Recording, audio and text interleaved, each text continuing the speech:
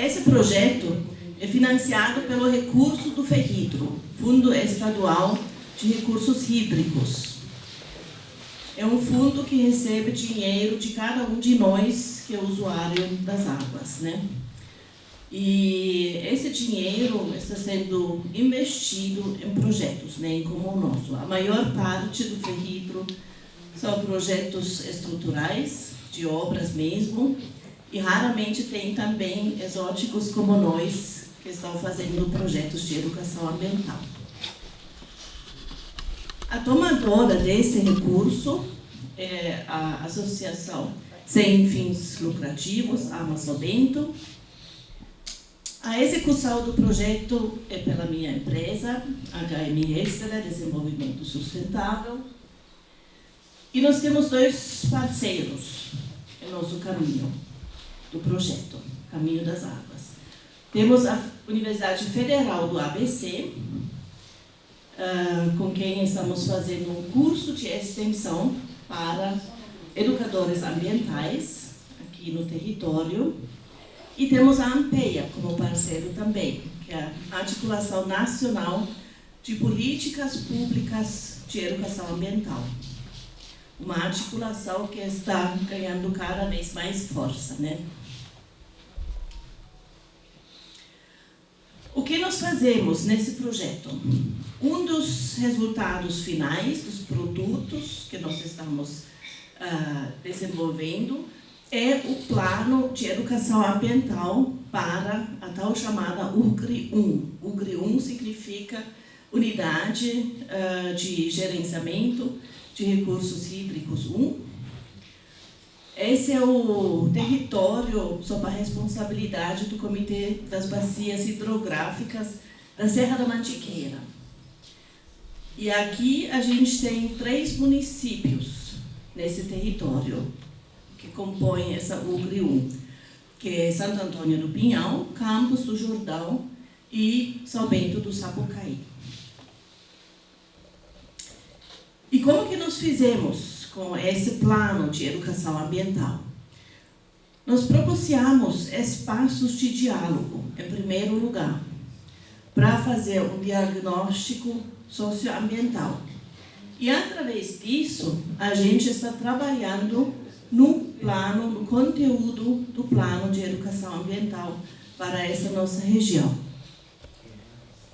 Além disso, temos o curso para educadores ambientais, em parceria com a Federal do ABC, composto por, acho que temos mais de 30 pessoas no curso. A gente começou com um pouco mais de 40, mas como é um curso de longa duração, começou no ano passado, em maio, de 120 horas, as pessoas assumem outras responsabilidades e assim a gente ficou diminuindo um pouco o número dos participantes. Nós fizemos muitas rodas de conversa, oficinas socioambientais e hoje estamos em nosso 5º e último diálogo sobre sustentabilidade ambiental e hídrica. Esse foi um terceiro eixo do nosso projeto. Ainda, né? Temos ainda esse evento hoje. Nesses diálogos, a gente trouxe palestrantes, especialistas de assuntos bem específicos, que a gente sempre casou o assunto com a questão educação ambiental. Vamos ver se eu lembro todos os temas, senão aquele vai me ajudar. Primeiro foi com o professor Klaus Frey, da Universidade Federal do ABC, foi sobre educação ambiental como política pública. Segundo, foi com o professor Pedro Jacobi, da USP, sobre gestão de recursos hídricos. Terceiro, foi sobre biodiversidade, com a professora Rosana Louro Ferreira, também da USP, biodiversidade em áreas de conservação e educação ambiental. O quarto foi, não faz muito tempo, foi com a Raquel Traiber, da Semadem Educação, e aí em Campos do Jordão a gente discutiu com ela a questão de gestão de riscos, que em Campos é um tema muito atual. E agora, hoje, nós temos a nossa convidada bem especial, Renata Maranhão. Ela vem da ANA, da Agência Nacional de Águas e Saneamento. Saneamento foi recentemente colocado no nome. E hoje temos o assunto água de mais e de menos. Os dois lados, que são problemáticos, né? E provavelmente vocês já tomaram contato com essa arte. A nossa palestrante, Renata Maranhão, ela é superintendente adjunta de apoio ao Sistema Nacional de Gerenciamento de Recursos Hídricos. Ela atuou 15 anos no Ministério do Meio Ambiente, onde exerceu o cargo de diretora de Educação Ambiental na Secretaria de Articulação Institucional e Cidadania Ambiental. Desde 2010, é servidora especialista em regulação e gestão de recursos hídricos e saneamento da ANA, onde ocupa o cargo de superintendente adjunta de apoio ao SINGRE, que é Sistema Nacional de Gerenciamento de Recursos Hídricos, as agências infranacionais de saneamento. Nessa função, coordena iniciativas voltadas à governança e ao fortalecimento dos comitês das bacias hidrográficas, órgãos gestores estaduais de recursos hídricos e entidades delegatárias, além de atuar na capacitação em cursos hídricos e saneamento e na implementação da cobrança pelo uso da água. Após a palestra da Renata, faremos uma mesa redonda com convidados e depois vamos abrir para o diálogo com todos aqui presentes. Nós temos listas de presença, eu acho que eles estão circulando, né?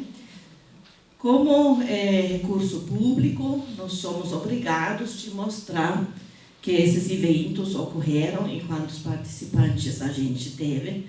Por favor, assinem essa lista de presença. Nós temos um café que vocês podem se servir à vontade. Tem mais algo que eu preciso lembrar? Tá bom, então, vou dar a palavra para a nossa convidada especial.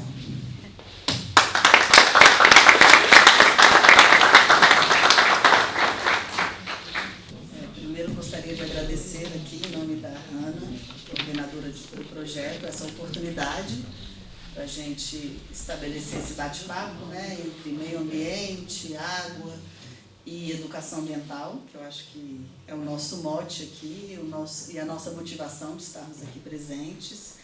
Agradecer também os membros dos comitês Ivan, também antes, né, Kelly, Klaus e Liege, que estão aí, né, me recebeu com tanto carinho, cada um, né, trazendo um pouquinho do seu tempo, né, para proporcionar a minha permanência aqui. Então, eu queria agradecer imensamente.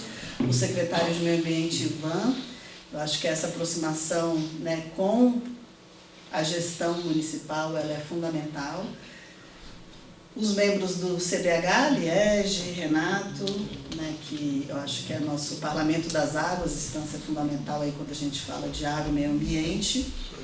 Os alunos que permaneceram até aqui, a gente sabe o quão é difícil, né, fazer um curso de 1 ano e meio, tratando de um tema que às vezes está muito distante da nossa realidade. E sempre me perguntam, né, você tem algum exemplo exitoso de educação ambiental na gestão de recursos hídricos? E eu vou agora começar a levar esse como um exemplo exitoso. Por ter essa composição entre instituições, por estabelecer espaços de diálogo, né, a Zélia chegou aqui interessada em saber um pouco mais de meio ambiente e a gente precisa mobilizar mais Zélias, né, Zélia? A gente sempre fala para as pessoas que estão nessa política pública, recursos hídricos, só que às vezes é muito distante da realidade do território dos municípios, né? Então, agradeço em seu nome a presença de todos aqui também, para que a gente cada vez mais possa trazer outras pessoas e outros atores para essas discussões que hoje demandam respostas, né, muito mais complexas, mas não quer dizer que são mais difíceis, né? Às vezes na simplicidade a gente consegue trazer respostas complexas. E hoje a gente vai falar um pouco do água de mais, água de menos, né? A gente estava pensando qual o tema, né? Como tinha a ver com recursos hídricos, com mudanças climáticas. Eu acho que água de mais, água de menos resume, né? Se inspirando um pouco na campanha do Semadem, que foi tema da última aula de vocês, a gente trouxe esse tema água de mais e água de menos. Para começar, né, eu acho que vocês já estão cansados desses números, principalmente mudanças climáticas, que antes era algo muito distante, né? Tinham pesquisas que perguntavam quando você considera para a juventude para mudanças climáticas relevantes. Isso era um percentual muito pequeno, né? Mas hoje todo mundo não, com algumas exceções, mas a maioria das pessoas reconhece, e os relatórios, estudos e cientistas já conseguem até se depararem, né, com pessimismo diante dos números que estão postos, né? Se em 2015 diversos países estavam assinando o Acordo de Paris, se comprometendo a limitar o aumento da temperatura da Terra em 1,5 graus Celsius, né, isso há quantos anos atrás? Só que para isso a gente teria que reduzir a nossa emissão em 43% até 2030, para chegar a essa temperatura. O que a gente fez, né, após esse compromisso? A gente aumentou a emissão todos os anos. Então, não só não conseguimos a redução, como o nosso modelo de desenvolvimento continuou, né, avançando da mesma forma, e essa emissão ela se tornou cada vez mais crescente, e a gente não está refletindo sobre isso mesmo, tendo no dia a dia, né, da sociedade impactos dessas mudanças climáticas. Então a gente está diante desse quebra-cabeça. Esse 1,5 graus que já traz diversos impactos, ele já é uma realidade. Então hoje a gente já se encontra num cenário de adaptação, e mudar a nossa forma de agir vai ser muito mais, essa mudança vai ser muito mais complexa do que seriam há anos atrás, se estivéssemos antecedendo o nosso problema, onde é muito mais fácil de solucionar. E por que eu trouxe isso? Porque isso implica em números que deveriam ser inaceitáveis em 2025, e eles acabam passando desapercebido, né, diante dos nossos olhos. Eu trouxe aqui dois, mas poderia passar dias trazendo números que mostram, né, a desigualdade, a exclusão e o impacto gerado por esse cenário de mudanças climáticas. Então a gente tem, por exemplo, 1 em cada 10 mulheres, aqui 370 milhões, não contam com água limpa. Né? Mais de 2 bilhões de pessoas passaram a ter acesso à água limpa entre 1990 e 2012, que é um grande avanço.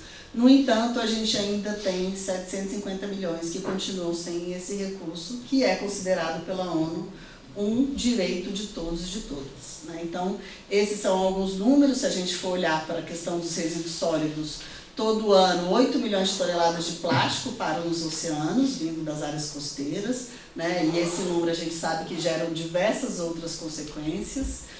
E olhando especificamente para a questão da gestão de recursos hídricos, a Ana lançou uma publicação recentemente, que já apontavam o que a gente vivenciou nos últimos anos, né? Que seca em estados na região norte, que é uma região que não avançou na gestão de recursos hídricos por acharmos que tinha abundância de água, né? O problema era a qualidade em setores, em locais, né, pontuais, mas hoje a gente já se depara com situações severas de seca nessa região.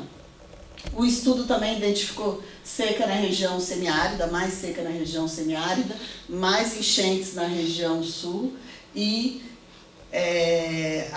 foram feitas diversas modelagens e cenários a partir desse estudo. E o que se identificou? Né? Primeiro, a questão de que estamos num cenário de imprevisibilidades. Né? A Política Nacional de Recursos Hídricos ela foi desenhada para, né, atuar a partir de séries históricas, mas hoje ela vai ter que considerar cenários de imprevisibilidade. Para a emissão de uma outorga, que antes tinha uma garantia, né, de disponibilidade para o determinado usuário, mas agora a gente não tem como assegurar, por exemplo, que nos próximos 30 anos essa outorga a gente vai poder honrar com ela, considerando o uso múltiplo de um determinado território. Então, isso nos provoca a rever toda a Política Nacional de Recursos Hídricos e todo o nosso sistema, incorporando o risco. E quando a gente incorpora o risco, a gente implica em consequências para diversos setores e a gente precisa negociar para entender o que cada um vai perder, para que a gente consiga honrar aí com o uso múltiplo. Então, além da imprevisibilidade, o estudo já afirmou que estamos nesse cenário de adaptação, e quando a gente fala de adaptação em 1,5 graus, que a perspectiva é que se chegue a 4 graus de média, e essa temperatura ela pode ser ainda muito maior em algumas regiões, que normalmente são as regiões mais vulneráveis e menos preparadas para atuar nessa situação, então a gente precisa também olhar, né, para todas as nossas políticas, considerando esse cenário de adaptação para além da mitigação.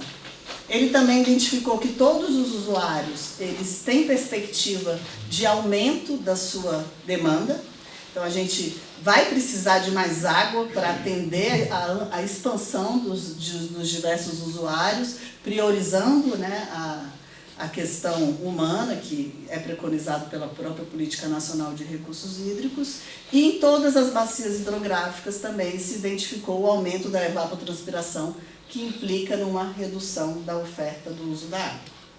Ou seja, né, aqui alguns outros dados que evidenciam isso. Se a gente for olhar para o mapa do monitor de seca de 2003, a gente tem diversas regiões com seca grave, seca severa, e em 2024 a ANA, pela primeira vez, declarou estado de escassez hídrica na bacia do Rio Purus, na bacia do Rio Madeira e na bacia do Rio Paraguai, né, que aí quantitativamente a gente evidencia essa questão cada vez mais recorrente de escassez hídricas, que culmina em conflitos pelo uso da água e na necessidade de uma gestão mais eficiente. Então, se a gente for olhar a oferta, esse mapa aqui ele coloca os cenários futuros de redução da disponibilidade. Então, a gente vai ter, em 2040, diversas regiões de 40% a 60% da sua disponibilidade hídrica comprometida. Então, essa oferta ela vai se reduzir ainda mais a partir dos estudos.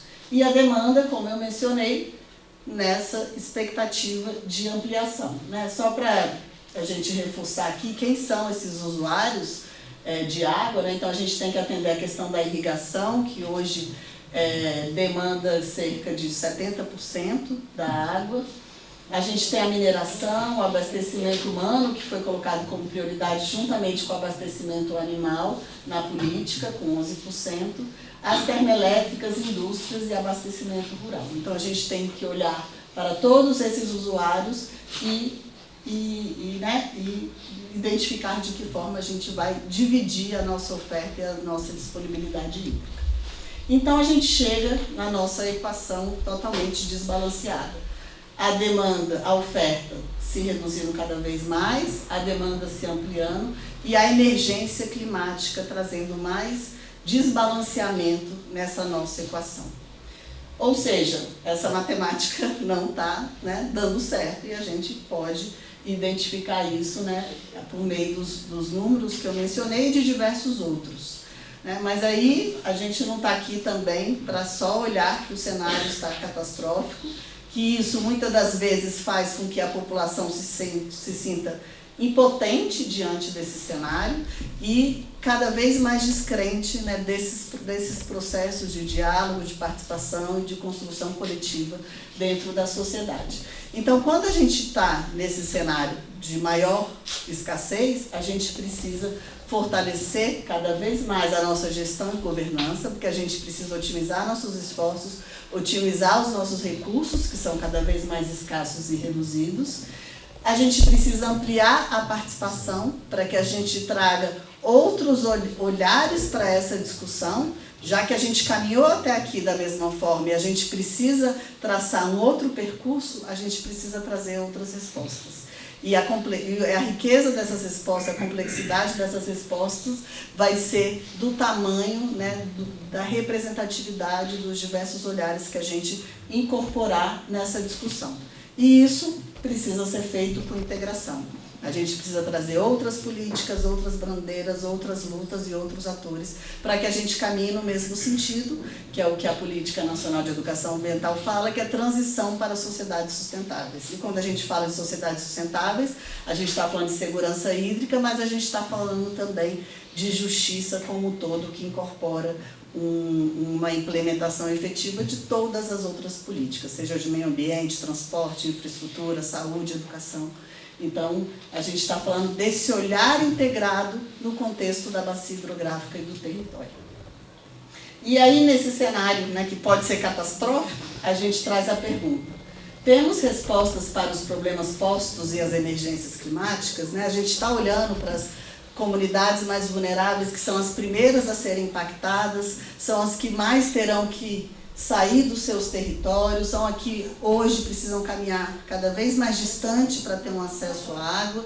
Então, a gente precisa hoje ter respostas rápidas. Quando aconteceu o desastre do Rio Grande do Sul, né, a ANA não estava preparada naquele momento para, de repente, né, trazer as respostas. Então, a partir desse desastre, identificando que eles serão cada vez mais recorrentes e ocorrerão cada vez mais num período mais curto de tempo, a gente está começando a se preparar, a estabelecer protocolos para que quando esse cenário emerge, a gente tenha condições de responder de forma cada vez mais rápida. Mas para isso o sistema todo precisa se preparar. O Brasil não tem cultura, né, de catástrofes, de enchentes, de saber para onde vai, como que a gente minimiza, né, o impacto gerado por essas crises. Então, a gente precisa construir essas respostas e rapidamente, já que a gente demora enquanto sociedade, mesmo nos deparando com números, com cenários, com fatos nos noticiários, a gente ainda não processou enquanto sociedade, a gente ainda não mudou as nossas políticas públicas, a gente ainda não mudou o nosso modelo de sociedade e consumo, a gente não parou para refletir o que significa felicidade para a nossa sociedade, já que o Programa Nacional de Educação Ambiental traz o conceito de felicidade, né, como missão. Então, a gente precisa passar a refletir como que a gente vai construir uma sociedade que vai olhar para esse cenário, vai se indignar em relação a esse cenário e vai começar a atuar de forma diferente.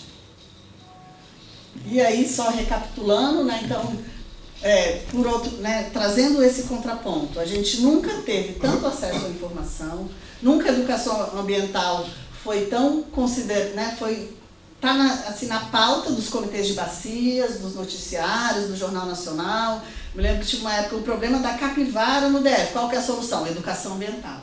Então, a gente está com a educação ambiental na agenda, né? Antes era o nosso sonho chegar nos meios de comunicação. A gente nunca falou tanto de meio ambiente também, de água, né? O Jornal Nacional, os meios de comunicação, hoje, acho que mais de 50% vai falar da questão ambiental. Só que, no entanto, a gente não mudou a nossa prática, né? Os nossos números são bem piores do que eram há 10 anos atrás, há 20 anos atrás. Então, há um contrassenso, porque a questão é muito mais complexa e a gente precisa tratar de outros aspectos de modo complementar. A gente teve a tecnologia que economizou nosso tempo, mas não sobra tempo para as questões que são importantes, né, enquanto sociedade. Então, a gente não se tornou mais sábio enquanto sociedade, as crises estão cada vez mais acirradas, como foi colocado, os conflitos se ampliam, e a gente precisa agora aproveitar a questão tecnológica, aproveitar o tempo que a gente economiza com isso e apostar na construção aí dessa sociedade que almejamos, né, que são as sociedades sustentáveis no plural, onde a gente construa no território, né, as suas respostas a partir das suas especificidades e nada como o território da bacia hidrográfica para iniciar essa discussão.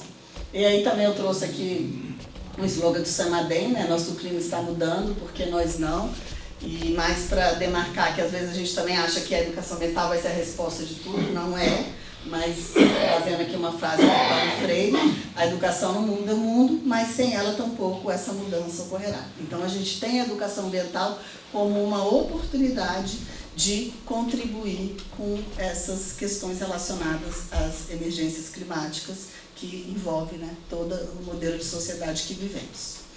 Aí eu trouxe aqui um pouco esse contexto de mudanças climáticas e quero trazer também alguns elementos da Política Nacional de Recursos Hídricos, para que depois a gente entre com a educação ambiental nesse contexto.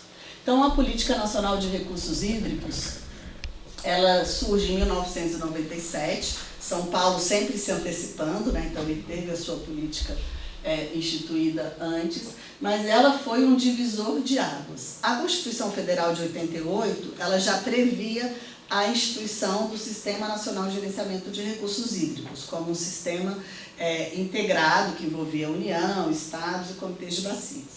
E a política, ela ainda não detalha, né, mas foi o que ele virou a partir de 1997. A política nacional, ela é um divisor de águas, por quê? Porque ela traz um arranjo institucional diferenciado, trazendo uma perspectiva descentralizada por meio dos comitês de bacias e agências de água para subsidiar e pautar e apoiar o funcionamento desse comitê de bacia. Então é uma política que ela já prevê uma instância para permitir que esse comitê funcione, para viabilizar suas reuniões, para ter uma secretaria executiva, para fazer uma pauta, né? Então, a gente sabe a necessidade de um suporte para essas instâncias de participação, sobretudo para assegurar e viabilizar a participação da sociedade civil. Ao mesmo tempo, ela traz uma caixinha de ferramentas para apoiar na sua implementação.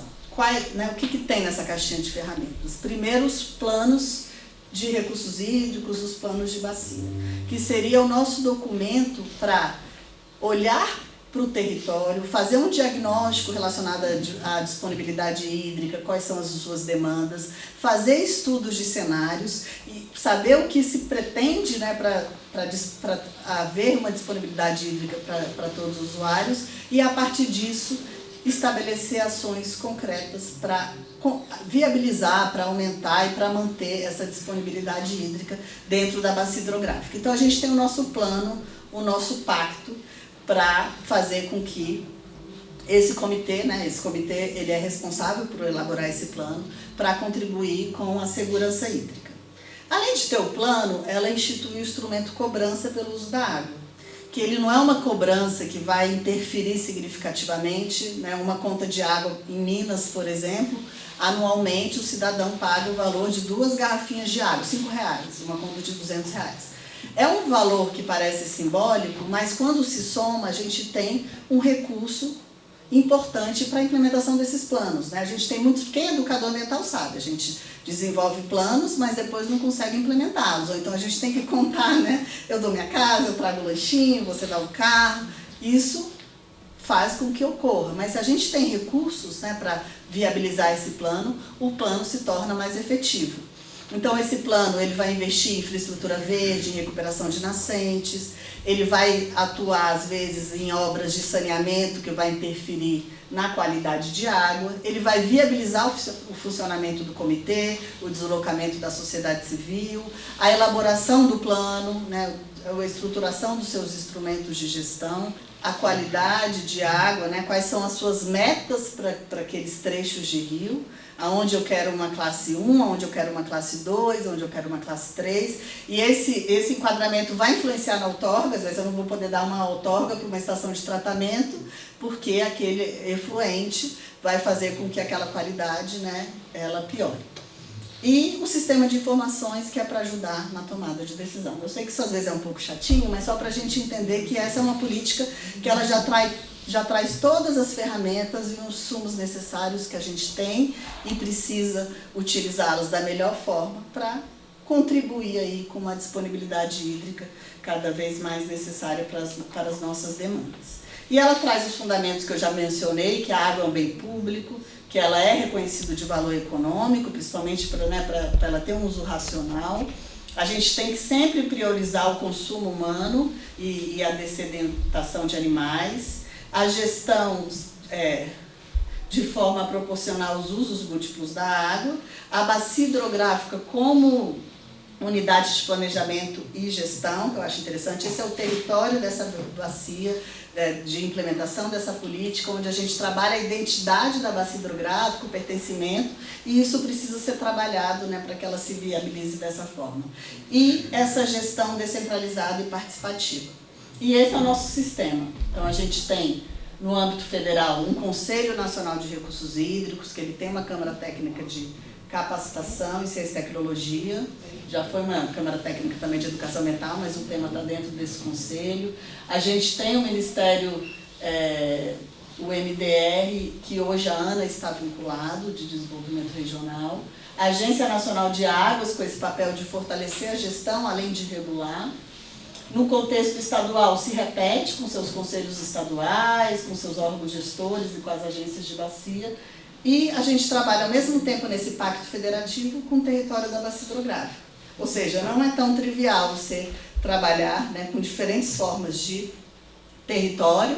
A gente tem as bacias federais, aqui, por exemplo, vocês estão dentro da Bacia do Grande, e a Bacia do Grande tem seus instrumentos, tem seu plano de recursos hídricos, terá seu plano de educação ambiental, e aí o CDH do Mantiqueira faz o seu plano de educação ambiental. Então, como que a gente dialoga tudo isso, né?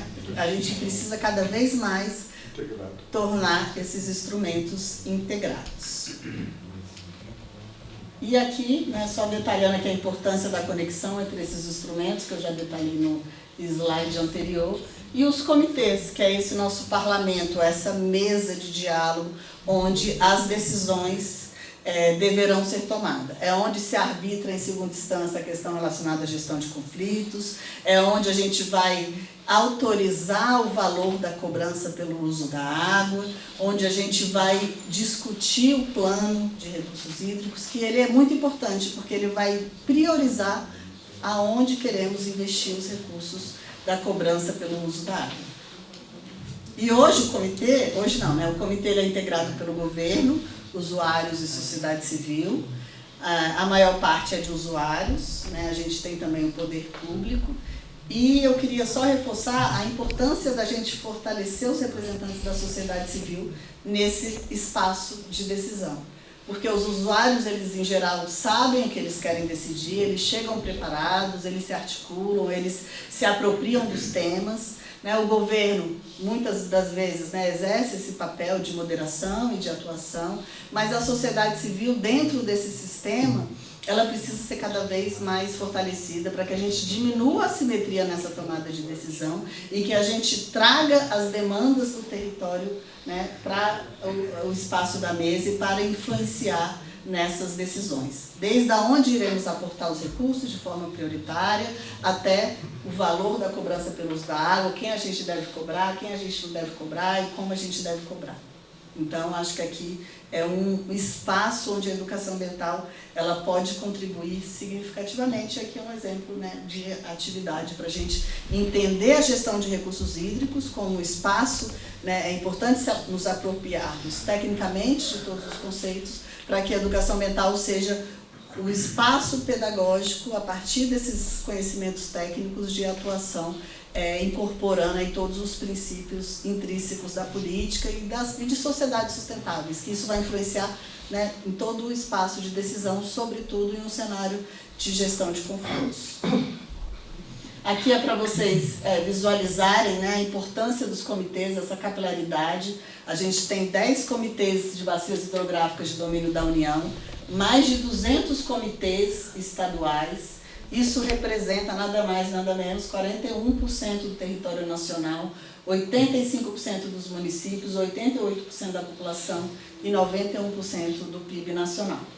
Dá para identificar, né, que a região norte, amazônica, ela tem um vácuo, uma lacuna, né, da representação tanto dos comitês, né, quanto do avanço dos instrumentos de gestão, consequentemente, já que é o comitê que vai elaborar o seu plano, é o comitê que vai aprovar a cobrança. Então, onde não temos comitês, também não temos os nossos instrumentos amadurecidos. E os comitês eles foram surgindo, né, mais nas regiões onde se deparavam com mais escassez, um maior aglomerado populacional, e aí fomos ampliando aí, entrando também em outros territórios, e agora a gente está discutindo como que a gente implementa também essa política no contexto amazônico, que tem todas as suas especificidades, né? A Política Nacional de Recursos Hídricos, ela é inspirada no modelo francês, um modelo que não necessariamente, não mesmo, se aplica, por exemplo, na região amazônica com as suas dimensões, distâncias, especificidades e necessidade aí de incorporar toda a diversidade, como, né, populações indígenas, ribeirinhas. Isso demanda todo um preparo que o Sistema Nacional de Gerenciamento de Recursos Hídricos não tem hoje ainda, nem na região norte, nem em outra região, né? Então aqui é um outro desafio. E aqui os comitês federais, ali a Bacia do Grande, onde estamos situados aqui. O processo participativo, que é um exemplo do plano, né, que aqui é um espaço muito propício para a gente entrar com a educação ambiental. Então o plano ele deve ser elaborado de forma participativa, então tem toda uma preparação, uma mobilização da bacia para a pactuação do termo de referência, para iniciar esse diagnóstico. Depois entra no diagnóstico para integrar também com as agendas setoriais. Se faz um prognóstico para a construção de cenários futuros, com base em hipóteses socioeconômicas, mudanças climáticas, e a partir desse diagnóstico e prognóstico se faz o plano de ação, com a proposição de diretrizes e metas para a gestão de programas e investimentos. Grande parte dos planos tem programas ou planos específicos de educação ambiental, como preconiza aí uma das resoluções do CNRH, que todo comitê deve desenvolver ações de educação ambiental e os planos devem conter programas de educação ambiental. E a ideia é que a sociedade participe dessa reunião pública e a gente depois tem o pós-plano, avaliando, revisando e aprimorando aí o seu plano de ação. E hoje a gente está trabalhando os planos para que eles se tornem integrados e que a CALHA, né, aquele comitê federal, incorpore todos os afluentes. Então aqui é um exemplo, a gente pode ter um plano feito em diálogo com as pessoas e um plano sem diálogo. A gente sabe que o resultado vai ser bem diferenciado e a ideia é que a gente amplie cada vez mais essa participação nesse processo de construção dos planos. Aqui é onde tem os planos, né, um pouco semelhante a onde se encontram os comitês de bacias. E a cobrança, para vocês terem uma ideia de valores, né, como é um recurso que pode oportunizar e contribuir com a disponibilidade hídrica. Em 2024, por exemplo, foram arrecadados 123 milhões de reais para a implementação desses planos, que são implementados, orientados por esses comitês de bacias. Então a gente deixa de ter uma instância de participação apenas consultiva e passa a ter uma instância de participação deliberativa e que influencia diretamente na vida do cidadão que está ali, né, no município, no bairro, no território. Mesmo esse instrumento tendo avançado pouco. Vários estados ainda não cobram, né? A gente sabe que o estado que cobra, ele aprimora, né, o trabalho do comitê de bacia e os comitês interestaduais aí estão avançando. O Comitê do Grande acabou de iniciar a cobrança pelo uso da água. Aqui para, né, qualificar um pouco mais qual que é a nossa missão, qual que é o nosso objetivo como ANE, como sistema, né? O nosso objetivo é alcançar a segurança hídrica e quando a gente está falando de segurança hídrica, a gente está falando de diversas dimensões. Primeiro, a dimensão humana, como que essa oferta de água ela é assegurada, né, para o abastecimento humano, como as pessoas realmente têm acesso a essa água. Isso aqui é um número de 2019, hoje ele com certeza é pior. Mais de 60 milhões de habitantes nas cidades estavam com risco hídrico. A segunda dimensão é a dimensão econômica, como que a gente, né, atende às diversas atividades econômicas, como a questão agropecuária, a indústria. 228 milhões da produção econômica estavam com risco hídrico, né? Então a gente tem essa expectativa de ampliação de demanda, de ampliação de diversos setores econômicos, da própria universalização do saneamento, mas a gente não está dialogando com a disponibilidade hídrica e com a questão da outorga. A outorga federal, às vezes, na maioria das vezes, não dialoga com a outorga estadual. Então a gente precisa ter esse olhar, né, mais integrado para facilitar a nossa tomada de decisão, já que agora ela terá que ser feita a partir da imprevisibilidade e dos riscos. A terceira dimensão, que é a ecossistêmica, então a gente precisa também, né, trabalhar nessa perspectiva ecossistêmica, que ela vai influenciar na disponibilidade como um todo, implicando na dimensão humana e na dimensão econômica. A gente sabe que tem muitos rios que já se encontram poluídos. E a dimensão da resiliência. Quando a gente fala em segurança hídrica, a gente não está falando apenas, né, em assegurar essas diversas dimensões. Hoje a gente também tem a dimensão climática e várias outras, mas a gente está falando aqui de aumentar a resiliência da sociedade e diminuir os impactos gerados pelas emergências climáticas, que aí a gente está falando aqui da questão do semiárido, da gestão de riscos, né, da questão dos desastres, e como que a gente se antecipa a esses eventos que a gente já sabe que serão uma realidade. Então, isso é a nossa segurança hídrica, né, que parece um termo muito simples, mas é que ela se encontra cada vez mais distante de ser alcançada, e a gente pode colocar dentro dela, né, diversas outras seguranças. Trazendo outra fala do Paulo Freire, né, a educação não muda o mundo, mas é a mesma, né? Mas para reforçar que dentro de todos esses aspectos, a gente precisa, para que a gente alcance, né, todos esses aspectos, a gente precisa de planejamentos cada vez mais aprimorados, né, incorporando todas essas dimensões. Precisamos olhar para esse cenário de adaptação, mas também temos que atuar nesse eixo educação e capacitação para oportunizar espaços de diálogo, construção e aprimoramento da política como um todo, trazendo cada vez mais outros atores para esse jogo.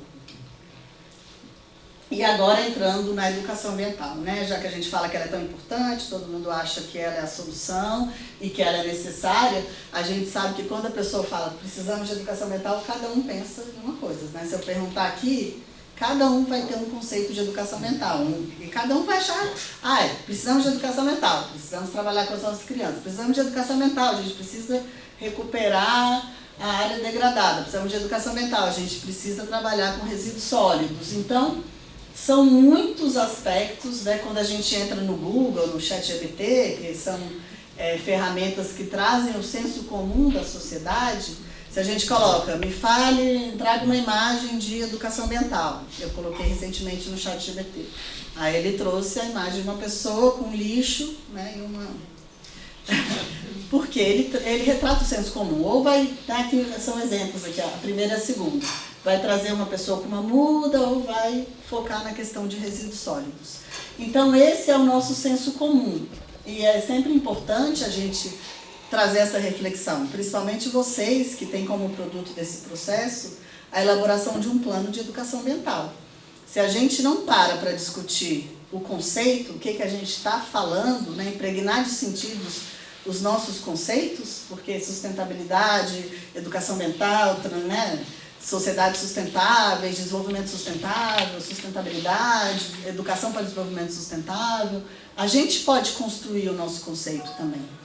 Então, trago a reflexão. Se a gente precisa, né, enfrentar essas crises, refletir sobre o nosso modelo de produção e consumo sustentável, a gente está falando de um sistema que está em colapso, se a gente trabalhar apenas com a separação do lixo, não vai ser suficiente. Se a gente apenas economizar água na nossa casa, não será suficiente. Antes a gente falava que não era nem necessário, hoje é necessário tudo isso.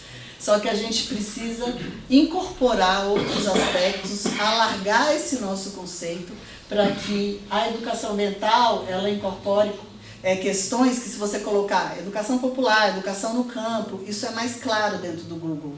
Aí ele vai ter ações que envolvem a integração escola e comunidade, que trabalhe com o produtor rural, que questione a educação bancária, onde a pessoa vai chegar trazendo vários conhecimentos, perdendo a riqueza de saberes e de diálogo de saberes que existem, né, em todo o território, em toda a comunidade. Cada um tem o seu olhar que pode contribuir com isso, olhando para a educação no campo, para todos os aspectos de uma forma mais complexa e integrada.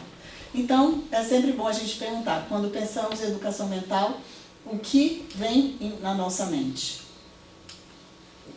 E quando você, né, vai pesquisar na questão da água, quando a gente faz essa reflexão também, até com pessoas que estão no sistema, nos comitês, a gente tem muitos eventos voltados no Dia Mundial da Água, né, 22 de março, eventos em escola, seminários, o Dia Mundial da Água, então a gente tem muitas iniciativas acontecendo nesse dia, né? Mas o interessante, se a gente for olhar conceitualmente, né, para os nossos marcos, que detalham um pouco mais como que é a educação ambiental na gestão de recursos hídricos, até a gente tem a resolução número 5, né, como eu mencionei, do CNRH, que fala que cabe ao CDHs desenvolver e apoiar iniciativas de educação ambiental, só que eles falam em consonância com a Política Nacional de Educação Ambiental.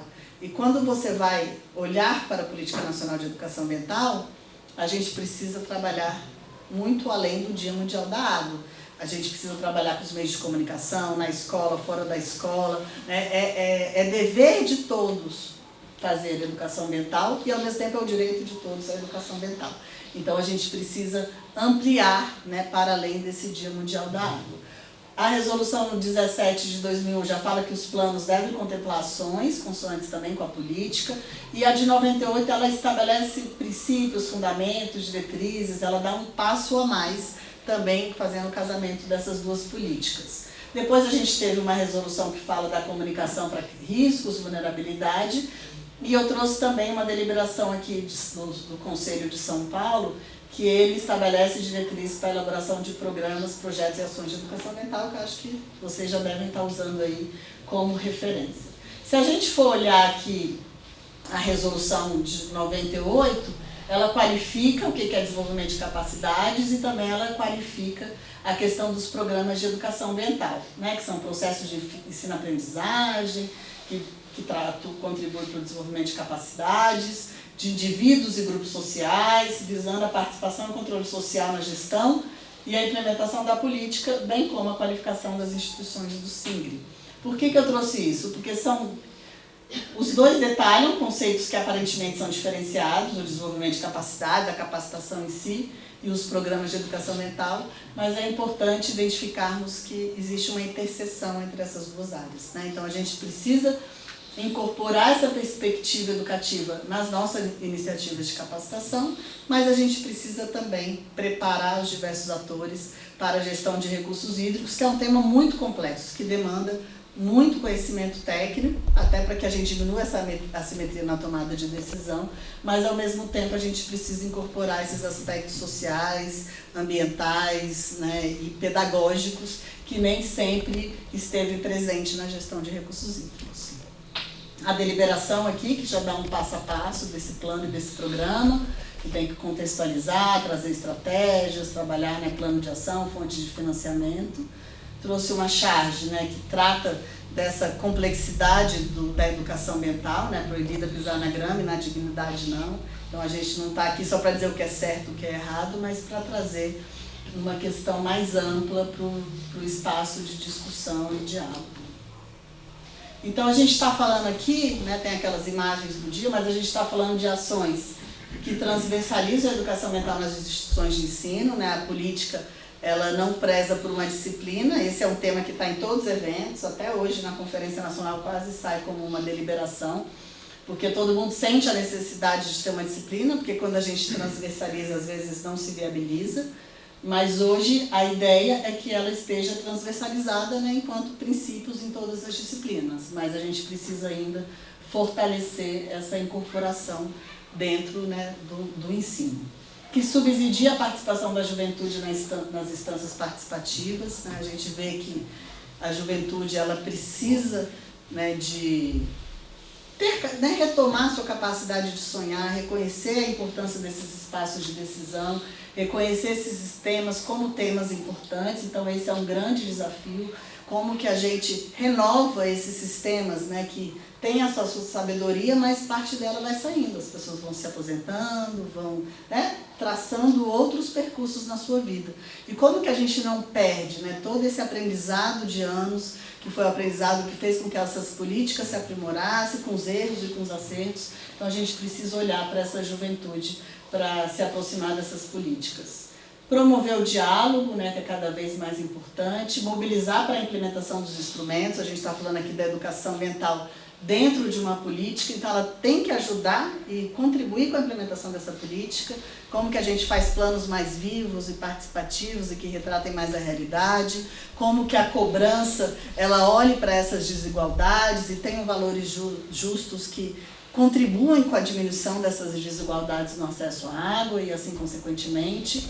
Uma educação que prepara para a tomada de decisão, que as pessoas se tornem cada vez mais preparadas, que a gente oportunize não apenas uma maior participação da diversidade, da questão de gênero, da mulher, do indígena, da comunidade tradicional, mas adaptar esses espaços para que essa participação ela seja coerente com esses públicos, né? Ela precisa ser adaptada em todos os outros aspectos. Não adianta você publicar um edital com uma vaga apenas, né? Você precisa fazer com que essa comunidade saiba que existe essa pauta. Tem que ser interessante para essa comunidade, né? Um dos questionamentos é a falta de participação das prefeituras. Mas a gente precisa identificar por que as prefeituras não estão nos comitês, né? E o que a gente precisa fazer para que elas estejam nos comitês. Então, isso é importante para que a gente tenha uma participação cada vez mais representativa. Problematizar a realidade, né? Olhar para as causas, para a complexidade daqueles cenários, para que a nossa resposta ela vá, né, às causas dessas questões e não apenas às suas consequências.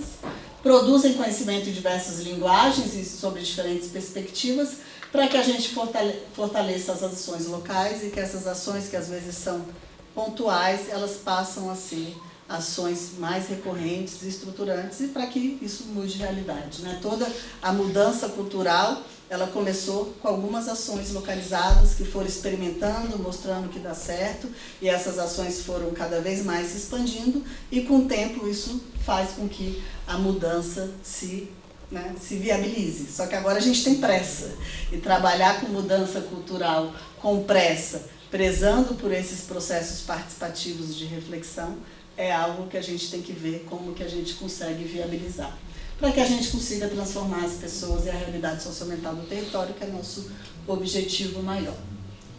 Aqui a capilaridade também da educação ambiental, né, e como que a gente estabelece esse fluxo, esse arranjo institucional que toda política pública precisa ter, né? Então a gente precisa ter as políticas nacionais dialogando com os programas para que chegue efetivamente nas bacias hidrográficas, nas escolas, nos territórios e nos municípios. Então esse fluxo a gente precisa otimizar para que seja mais próximo, né, o que o governo federal faz com a base. Como que essas políticas públicas chegam de forma mais integrada, mais capilarizada e aonde elas precisam chegar, né, para que elas ganhem mais potência nesse fluxo, que normalmente a gente para ali no meio do caminho. Aqui é um exemplo, né, aqui uma ação do Funbeia, né, eu estava olhando ali o site, tá, Cuidadores das Águas, nossos números, deve ter aumentado esses números. Então a gente tem 139 participantes, 400 pessoas formadas, 22 produções audiovisuais, né? Ótima iniciativa. Mas se a gente avança, aqui é mais para mostrar a importância da gente ter uma política pública estruturante, né? Então a política pública estruturante ela tem que integrar diversos aspectos. Ali você tem a capacitação de 400 pessoas. Aqui você já tem um programa que é de cuidadores das águas para um determinado público, o outro que olha para o saneamento, o Fórum Pacto das Águas, um que trabalha com a composta, a campanha educadora e o mapeamento, né, no caso aqui do Vale do Ribeira. Então a gente tem diversas perspectivas trabalhando com públicos diferenciados, mas que dialogam entre si e que se conectam. Então com isso a gente vai avançando, né, em diversos aspectos, fazendo com que a política ela tenha mais força e traga resultados mais significativos. Aqui é um outro exemplo, que é o Plano e Programa de Educação Ambiental do Paraíba do Sul, que é outro comitê federal, que foi um plano e programa trabalhado também com diversas escutas, oficinas, diagnosticando todas as ações de educação ambiental que estão sendo feitas na bacia, olhando também para os afluentes, para que ele tenha um fio lógico único e uma sinergia para alcançar um resultado, né, mais estruturante. Ele começou a levantar programas e projetos e ações e está amadurecendo a cada momento, chegando aí, né, em diversos produtos, projetos e programas, para que esse recurso da cobrança ele seja, né, implementado de uma forma mais integrada. Aqui, né, falando daquela aproximação de capacitação e educação, que eu acho que essa é uma discussão que sempre vem, qual a diferença, capacitação, educação ambiental. Então, foi feito um estudo até pela consultora que a gente contratou para fazer um jogo chamado Acauana, e ela viu os eventos e viu quais são os temas que quem trabalha com a gestão de recursos hídricos precisa se aprimorar, né? Então, a gente está falando de muitos, né? Desde o saneamento, a questão dos usos múltiplos, o direito da água, sustentabilidade, cultura regenerativa, a questão da gestão em si, entender mais sobre comitês, gênero, participação da juventude, a mudança climática. Então, são muitos temas que a gente precisa se aprimorar e conhecer.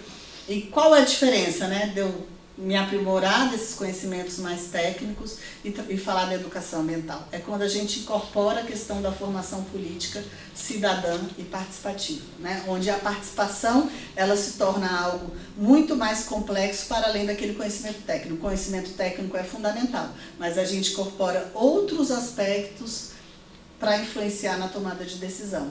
E com isso as nossas respostas vão dialogar com as premissas da política, né? Que é a água como um bem comum, é fazer com que a água seja um direito de todos, é a bacia hidrográfica quanto um território de implementação, olhando para a sua complexidade e fazendo com que a disponibilidade hídrica seja cada vez mais ampla.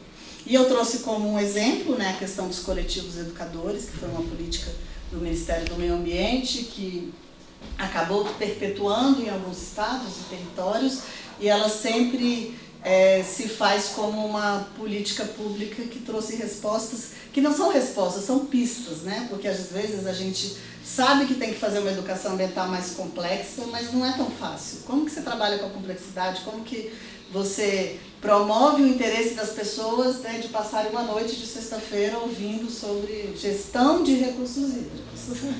Por isso que a Zélia chegou, o que vocês vão falar aqui? Eu falei, ai meu Deus. Eu quase fui embora. Eu falei, ela vai achar tudo um saco. Aí eu peguei o computador, acho que eu vou mudar tudo. Mas o coletivo educador, ele trouxe algumas pistas, porque a gente não quer dar receita, e aí às vezes a gente peca de nem ajudar a pessoa a partir da nossa experiência. E os coletivos educadores, ele trouxe lá o processo 433, que seria a gente trabalhar nas estruturas educadoras, como que a gente coloca a intencionalidade educativa em outros espaços para além das escolas, né? Um viveiro, uma reunião de uma associação de agricultores, como que a gente traz esse tema aqui, um bate-papo, né, para outras instâncias com essa intencionalidade educativa, né, que é hoje o que o Ministério tem com a política de centros de educação ambiental, que foi um pouco o aprimoramento dessa política. Então, acho que esse é um eixo importante de ter, e o comitê de bacia pode ser uma estrutura educadora, né? Ele pode ter essa intencionalidade também de trazer reflexões, de trabalhar temas, de envolver a comunidade, né, na tomada de decisão. A educomunicação, como que a gente trabalha com a comunicação, mas também com uma perspectiva educativa, né? Que tem a comunicação, que é importante, mas a gente pode trazer outros elementos, você entender o que é o comitê, mas, né, entender a sua importância, trazer outras reflexões, e a comunicação ela pode nos ajudar muito, sobretudo se a gente quiser engajar outras pessoas, outros atores, a juventude. Então a gente precisa aprender também a falar mais rapidamente, passar mensagens em tempos mais curtos e engajar, né, a sociedade como um todo. Os fóruns e colegiados, como que a gente traz as pessoas para esses espaços, né, decisórios, para essas instâncias que elas refletem diretamente nas políticas públicas, como que a gente faz com que a sociedade volte a acreditar nesses espaços de participação. Então, como que a gente demonstra, né, a importância desses espaços, como que a gente recupera essa esperança mesmo da sociedade de construir um mundo diferente. Eu acho que todo mundo quer um mundo melhor para as pessoas, né? Então, aqui eu acho que esses espaços, eles passam a ser uma oportunidade dessa construção. E a formação continuada, né? A gente pode ter cursos à distância, cursos de curta duração, de média duração, longa duração, mas a gente precisa ter a formação continuada, onde as pessoas vão aprendendo cada vez mais, se engajando cada vez mais e aprimorando a sua prática, né? A gente não tem a receita do que cada um tem que aprender, mas a gente pode disponibilizar, que era o que o programa também fazia, cardápios de aprendizagem, onde cada um acessa, né, a partir do seu conhecimento. Às vezes o seu papel é só ter a sua horta na sua casa, né? Eu me lembro quando a gente estava numa capacitação em Angola, chegou uma pessoa lá no começo e falou: olha, eu estou aqui porque a minha igreja me mandou, mas eu não tenho nada a ver com isso, eu vou embora. Aí a gente falou: não, fica. Olha, ele falou: mas eu não tenho nada a ver com o meu ambiente, eu sou da igreja, mas não tinha ninguém, eles me mandaram. Aí no final ele estava: muito obrigada, agora eu entendi por que eu estou aqui, né? Porque eu tenho um papel na minha igreja, né? Então cada um tem um papel na sua estrutura educadora, né? Porque a gente só vai mudar a cultura de uma sociedade se essa cultura estiver presente, né, em todos os espaços. Não adianta eu ouvir isso na escola, se quando eu saio dela, né, todo o sistema, né, funciona de outra forma. Não adianta eu separar meu lixo se o caminhão do município mistura tudo. E depois ele vai começar a separar e as pessoas vão falar que o caminhão mistura tudo muitos anos, né? Então, acho que a gente precisa trabalhar nessa formação e alimentar esses 4 eixos, né? Por isso que eu trouxe isso aqui como exemplo de presente no Coletivo Educador, que a ideia era trazer essa capilaridade, formar coletivos de instituições que têm o mesmo propósito, né? A Secretaria de Meio Ambiente, ela tem o trabalho de trabalhar com a questão ambiental, aí tem uma outra instituição que tem o trabalho de formar, o outro que tem o trabalho de atuar na transição agroecológica. Então, cada um com o seu papel soma esforços e a gente consegue fazer essa atuação aí coletiva, atuando nessas diversas frentes. Recapitulando a aula que vocês tiveram também da AMPEA, que aí aqui não é uma receita, mas eu acho que são outras pistas, né, que faz com que a gente pegue a nossa iniciativa e vá aprimorando, né? Então, os indicadores da AMPEA, ele foi feito a partir de muito diálogo com a função coletiva, né, perguntando o que para você é uma ação de educação ambiental estruturante, o que é para você uma educação ambiental interessante, o que não pode faltar. E aí chegou a diversos componentes, né? Então, e dimensões. Primeiro, a dimensão diagnóstica. A gente precisa fazer o diagnóstico do nosso território. E o processo de fazer esse diagnóstico, a gente vai conhecendo as pessoas, vai entendendo os problemas, vai envolvendo outras pessoas, né? Então, já é um processo educativo, né? Às vezes o produto do diagnóstico não é nem o mais importante, mas é um processo importante. E a partir desse diagnóstico, ao invés de eu falar, eu vou naquela comunidade ensinar, né, às vezes ações de saneamento, você vai lá e coloca o vaso. Aí depois o vaso vira um vaso de flores, porque para a pessoa não faz nenhum sentido ter um vaso, porque aquilo não foi conversado, ninguém perguntou para ela se ela quer um vaso, né? Ela continua ali fazendo. Então, precisa conversar com essa comunidade, né? Com esse público, saber o que eles querem aprender também, né? A famosa pesquisação participante, a gente chamava papo, pessoas que aprendem pedando, né? Mas é esse diálogo. A outra dimensão, que é a participação em construção coletiva, que entra a mobilização social e esse espaço coletivo. A formação dialógica, que aí envolve teoria prática, a diversidade de técnicas, atores, a avaliação dos processos. A intervenção socioambiental. Então não adianta a gente ficar, né, só no conceito, a gente precisa transformar esse conceito em prática, ao mesmo tempo a prática pautar a nossa teoria, e aí se estabelece essa praxis aí nessa relação teoria e prática. São as intervenções, mas a gente também precisa, a gente acaba trabalhando, né, a dimensão da subjetividade do indivíduo, que é a elevação da autoestima, a questão do empoderamento, né, as pessoas começam a se perceber nesse processo e a se fortalecer enquanto pessoa mesmo, né? Se sentir parte de um processo maior, com laços e vínculos mais consolidados, né? Valorizando a cultura.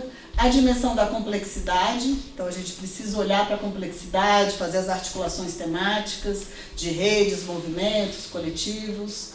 A dimensão institucional, que é necessária, que normalmente é o que a gente avalia, né? Que aí é ter instrumentos de planejamento, né, trabalhar, ter uma estrutura e um suporte, né, os educadores são acostumados a trabalhar muito, né, no voluntariado, numa política pública que nunca teve os recursos que ela mereceu, né, então ela nunca pôde, né, atuar da forma que precisaríamos para uma mudança cultural. Então é importante a gente também olhar para essa dimensão institucional e para a dimensão da comunicação. Está vendo como tem diversas conexões com o projeto de coletivos educadores? Porque é um projeto que olhou para essa complexidade aí, da gente fazer com que uma educação, que pode ser apenas um curso de 8 horas ou de 4 horas, ou você chega na escola, dá uma palestra e depois deixa né, vai embora, isso não se viabiliza em nada, passa a ser um processo continuado, estruturado e com diversos componentes aí olhando para essas dimensões.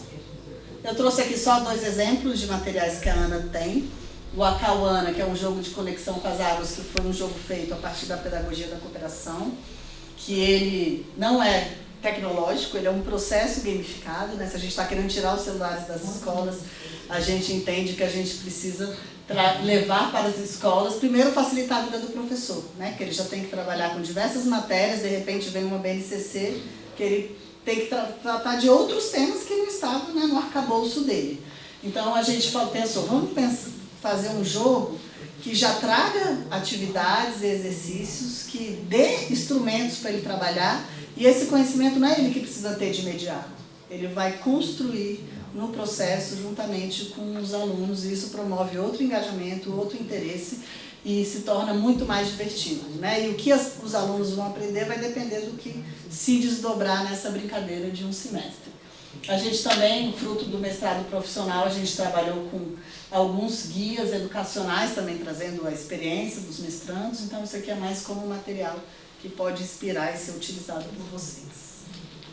Como vocês ouviram, né, na primeira aula Política Pública, a gente está falando de educação ambiental, e com essa interface com a gestão de recursos hídricos, né, acho que a gente sempre tem que responder algumas perguntas, né, na elaboração do plano. Quais são nossos objetivos com as ações de educação ambiental? Então, a gente sabe, às vezes, dizer o que a gente quer, às vezes nem isso, mas às vezes a gente sabe. Mas aonde a gente quer chegar? Porque se o nosso objetivo for transformar o modelo de desenvolvimento, a gente vai se sentir frustrados, né? Então, a gente precisa ter etapas intermediárias para a gente ir alcançando o resultado e ampliando cada vez mais. Então, é importante que esses objetivos sejam factíveis.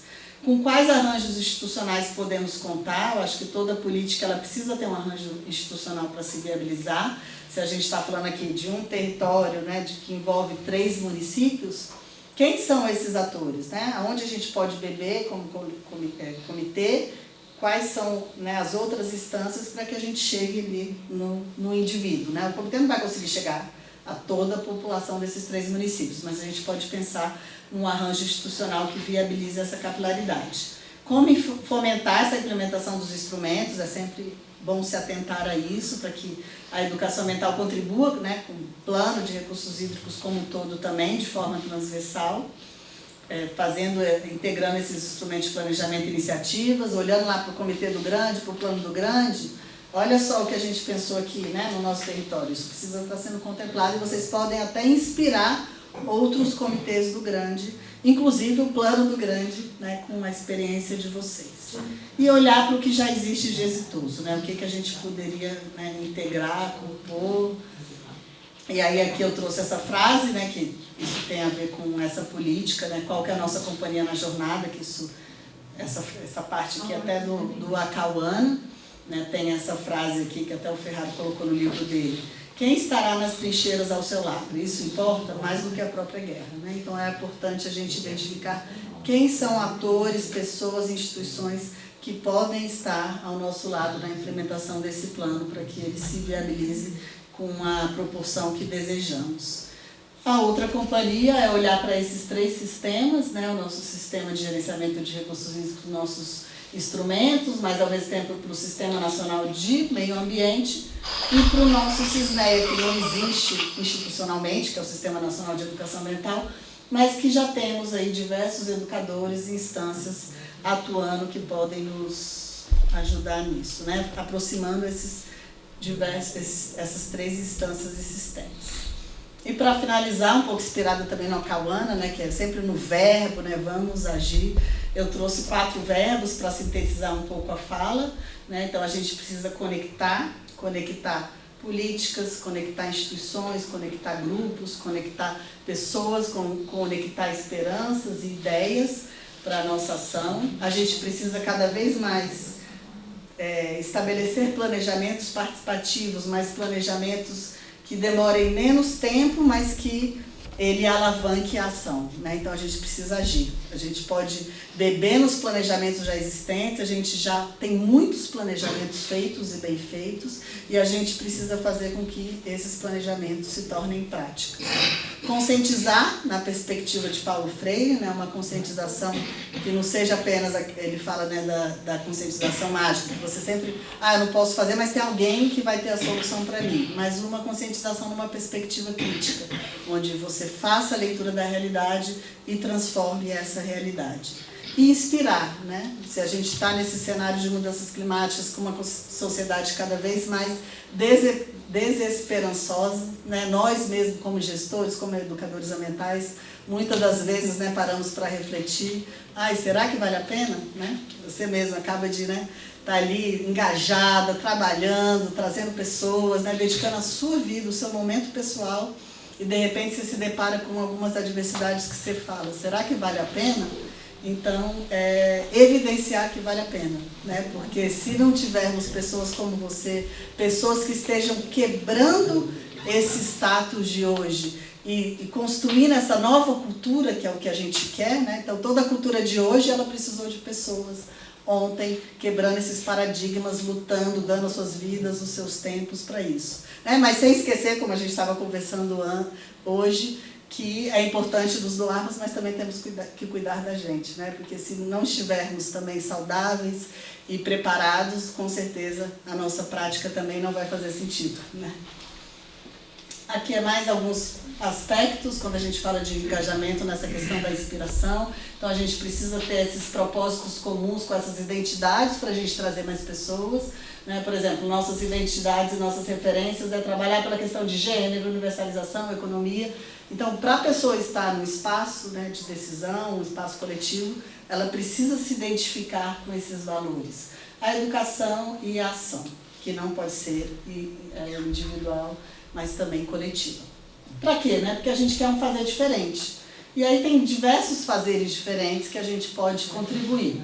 Né? Trabalhar com desenvolvimento de baixo carbono, cidades inteligentes, segurança hídrica alimentar, trazer a comunidade como protagonista de todo o processo, né? Diversificar a produção, organização comunitária, mercados livres, práticas agroecológicas, produção de água. Ao invés de consumir, a gente pode produzir água, a gente pode produzir solo, a gente pode produzir diversidade, resgatar culturas e valores, né? Porque às vezes a gente quer uma inovação, mas as respostas estão no que a gente fazia há anos atrás. Então aqui eu trouxe, assim, a Marina Silva falou recentemente, a resposta a gente já tem, o nosso problema é ético. O nosso problema é político, é querer fazer diferente. Então aqui é para resgatar que realmente temos muitas respostas. Só que a gente precisa construir essas respostas numa escala maior. E para isso a gente tem que trabalhar aí diversos outros aspectos para que cada localidade construa o seu futuro do seu jeito, com respeito às diferenças, com justiça climática, social e ambiental. Agora eu estou acabando mesmo. Trouxe a frase do Mia Couto, né, que fala que a natureza nos fala coisas o tempo inteiro. Tão grave quanto não saber ler o papel é deixar de ler o mundo. Né? Então a gente precisa fazer com que cada vez mais pessoas consigam ler essa realidade, não ficar, né, tipo, às vezes a gente nem enxerga essa realidade. Então a gente precisa ler, a gente precisa enxergar, a gente precisa se indignar e precisa fazer algo para mudar essa realidade. E aqui tem uma imagem, né, do Van Gogh, Os Corvos, que é uma imagem super esperançosa, com os corvos, onde a estrada, né, ela para no meio do caminho, que é onde a gente se enxerga às vezes, mas ao mesmo tempo ele tem o semeador, né, que é onde tem um caminho florido, tem o sol, tem diversos elementos, diversas cores que demonstram a nossa diversidade, e é a partir dessas cores que a gente vai construir as nossas respostas tão necessárias. Muito obrigada.